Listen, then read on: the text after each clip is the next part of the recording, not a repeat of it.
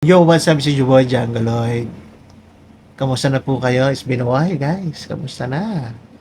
Ang huling content ko yata last year pa, 2023. It's been a while. Medyo busy-busy yan ng lolo nyo, guys. Daming ganap sa buhay. Para hindi na ako marunong magsalita sa camera. Nakakapanibago. Nakailan take pa ako bago lang maano to. Siguro, nakakaano na ako. Nakailang ulit na ako. Umpisa pa lang to, intro pa lang to. Mga nakalima na ako, di ba? Anyway, sa mga hindi pa ako nakakilala sa akin, I'm your host, Django Lloyd. Ang channel ko po, Django Lloyd TV channel sa YouTube, Facebook, and TikTok. Anong kumaga pa to, guys? Pero sana naman, sa mga hindi pa ako nasususcribe, at yun lang, marami pong salamat. Ang gusto kong pag-usapan ngayon, yung pares. Kasi yung pares, usong-uso ngayon ng pares. Dati hindi nga ako kumakain ng pares eh. Pero hindi pa ako pihikan, no? Kasi hindi pa ako aware sa pagkain ng pares. Pero nakain ko naman siya 2010. Alam ko, 2010 may parisa na. Akala ko dati yung pares, pare. Akala ko isa prank lang. Ay pala, talaga may pagkain ng pares. Kasi nung high school ako, nung college, hindi ko narinig yung pagkain na yan. Pero siguro, baka hindi lang ako aware kasi nga, di ba, kung ano lang yung nakasanayan ko, yun lang kasi yung kinakain ko. So, yun ang gusto natin na i-content ngayon. At tama-tama, guys, kasi, alam nyo ba, si Diwata, malapit lang sa amin yan, taga-Pasay ako eh. Oo, taga-Pasay ako, malapit lang si Diwata sa akin. At nasubaybayan ko yung konting buhay niya sa area namin.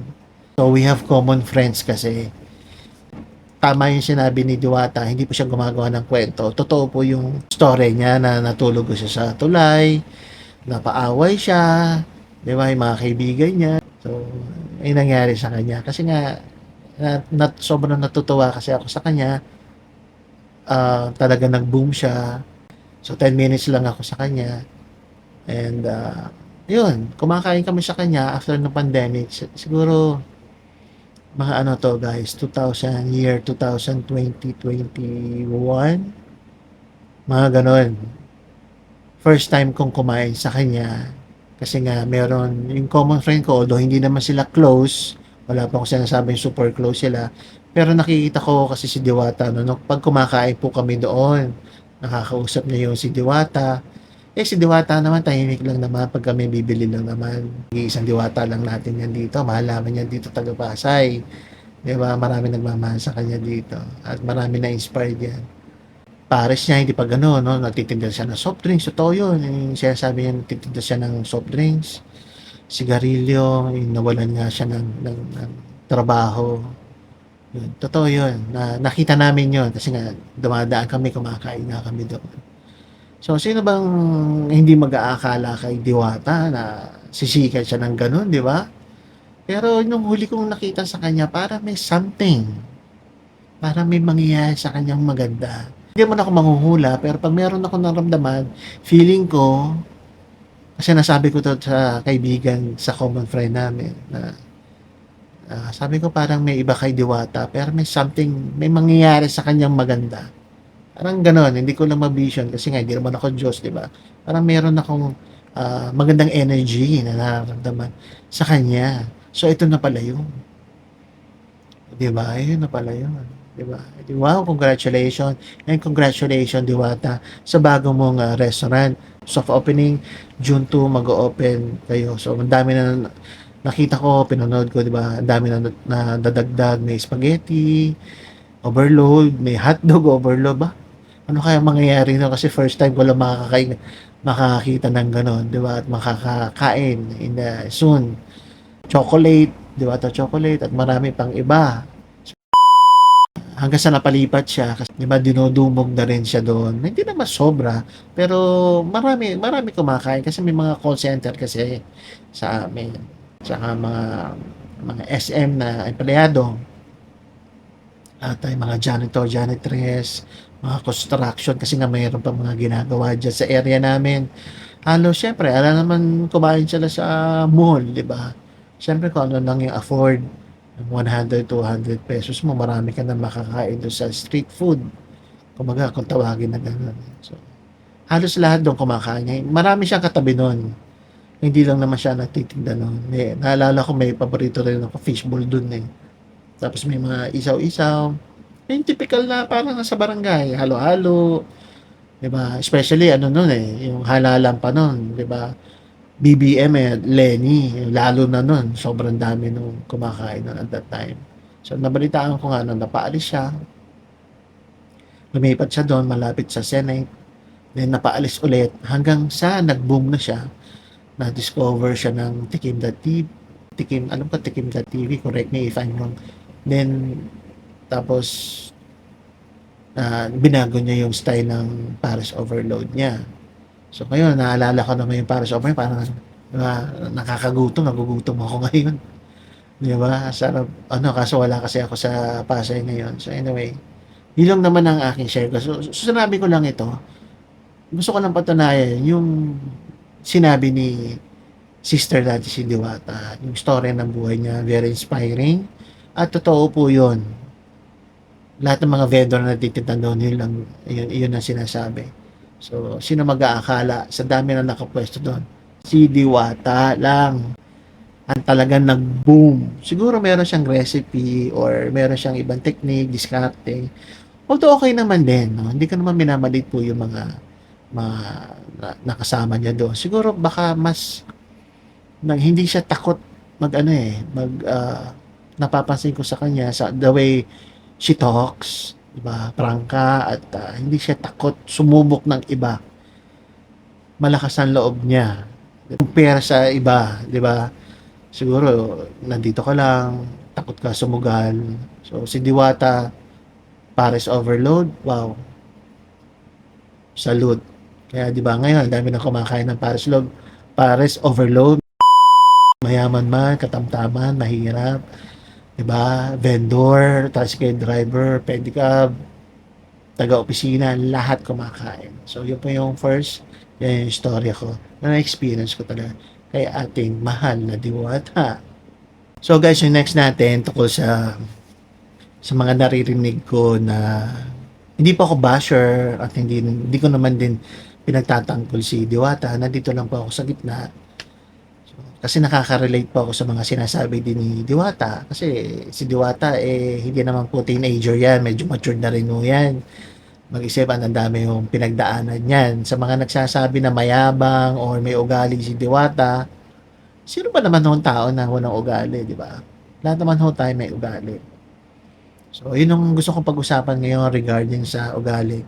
So, yun na nga guys, sa una ko nga sinabi, nag-boom kaagad yung Pares overload niya, ang daming vlogger kasi yun ang uso nga ngayon, di ba? Sa mga veterano, artista, celebrity, di ba? Kahit yung mga small time o kahit big time na mga vlogger, lahat nakiki-join kay Diwata. Siyempre ganun talaga, di ba? Ito ang kalakalan ng mundo. Kung sino yung sikat, nandun ka. Kung hindi ka sikat, sorry, pasikat ka. O gumawa ka ng paraan para, di ba, ang mga tambuhay mo, hindi yung mag-iiyak ka sa kwarto, mag-stay ka sa kanto. Di ba? Galaw-galaw para, di ba? Para kung gusto natin maging, ako, very inspiring ako kay Diwata. Simpleng mamamayan, simpleng tao, di ba? Laki sa hirap. Halos isang beses ang araw lang daw kumakain. Pero tingnan mo naman siya ngayon, guys. Sobrang, ano, inspiring. Ako eh, nag-goosebump ako. Talagang tatayuan yung mga lahat ng buko sa katawan, di ba? Saka pag dumadaan kami dun sa area ni Diwata, talagang ano, napasaya niya yung area namin dun sa area ni Diwata. Anyway, balik tayo dun sa ugali niya. Lahat po tayo napapagod, lahat po tayo may ugali, di ba? Syempre, busy yung tao, marami ginagawa, instant celebrity, baka wala pa siyang manager at that time. Hindi ko naman ako sa pinagtatanggol, tao lang, nag-aasikaso, may problema sa staff, may problema sa delay ng manok, may mga ganyan kasi, ano mga senaryo kasi negosyante rin ako, so nakaka-relate po ako. Pero hindi ko naman sinabi, magmura ka, apihin mo matahin mo yung mga tao, di ba? Malate mo yung tao. Naiintindihan ko yun kasi siyempre Pilipino tayo, 'di ba? 'Di ba, ugali natin mapagbigay, mahinahon, 'di ba? Pero siyempre depende sa panahon ngayon parang ano na 'yan, depende na ho 'yan sa sitwasyon. Hindi naman puwedeng inaagrabyado ka na itatahimik ka lang. So, what I'm trying to say, tao lang si Diwata, naintindihan ko siya. Hindi ko naman din sinabi na tama yung ginawa niya, na magsusungit siya. Pero intindihin na lang ho natin, 'di ba? Hindi kasi nagpunta naman ako dun, eh, 'di ba, na-experience kong kumain dun nung eto na, nung sumikat na siya, puwera pa yung dati na na hindi pa siya kilala, 'di ba? Hindi naman ho, mukha lang siyang parang suplado or suplada pero 'pag kinausap mo naman, pagka may time kakausapin ka naman niya. 'Di ba? So, hindi po totoo yung lumaki yung ulo niya, yumabang, et cetera. Siyempre 'pag negosyante ka, ako negosyante rin ako, maliit na negosyo kami, 'di ba? Siyempre hindi naman natin puwedeng sabihin lahat ng problema o nangyayari sa buhay ko, mga personal or yung nangyayari sa staff ko, sa kusina ko, eh, sasabihin ko. Kaya siguro gano'n. 'Di ba may gano'n na absent yung isang tao, tatawagin mo. Kulang ang tao, nagkulang ka sa betsin or nagkulang ka sa magic sarap, 'di ba, na-late yung tao mo, 'di ba? Or na-delay yung soft drinks, walang tubig, ta's may tumatawag pang, guesting, 'di ba? Tapos ang daming vlogger, ta's pagka hindi napabigyan, eh, masama na kaagad yung kababayan natin, mga na hindi napagbigyan. Pero hindi ko naman sinabing 'di ba, tama yung nangyari 'no. Pero siyempre intindihin na lang ho natin, nanggaling ho sa wala si Diwata and, siguro ma-improve niya yan every eto, baka meron na siyang manager, meron ng nagsasabi sa kanya kung papaano 'di ba, papaano ka manamit 'pag may mga guesting ka, 'di ba? Siyempre unti-unti na yan 'pag celebrity ka na kasi instant celebrity ka biglang nag-boom 'di ba? Kahit naman ako hindi ko, wow, salamat Lord, 'di ba? Ito lang ang hinihingi ko tapos sobra-sobra yung blessing na binigay mo. Siksik liglig umaapaw pa, 'di ba? So, yun lang naman ho masasabi ko. Konting pasensya lang kaya siyempre ikaw din Diwata, pasensyahan na rin or magbigay ka ng although nakita ko naman sa kanya, oo, or magbigay ka na lang ng oras. Halimbawa, papahinga ka ng 5 o'clock, oh, sige na, oh, 3 o'clock or 4 o'clock or isang oras kalahati. O lahat ng gusto magpa-picture, magpa-picture. 'Di ba? Puwede naman 'yun kasi nagagawa niya naman 'yun, eh, 'di ba? Lahat ng gusto mag-video, mag-interview, o dito yung mga maliliit na vlogger, yung mga vloggers diyan. Siyempre iba rin yung nasa celebrity kasi may schedule 'yan, 'di ba? So naiintindihan ko. So yung nagpa-picture nga ako sa kanya, eh, nagkataon naman na okey naman. Ang daming nagpa-picture sa kanya, hindi naman niya sinungitan o something or sabi niya lang, "O sige na lahat ng gusto magpa-picture dito, eh, ano, kasi may shooting pa ako," siguro yung sa Batang Quiapo. So yun lang, tungkol yan sa ugali ni Diwata na experience ko, nakita ng dalawang mata ko at ng mga kasamahan ko at that time. So, yun lang po.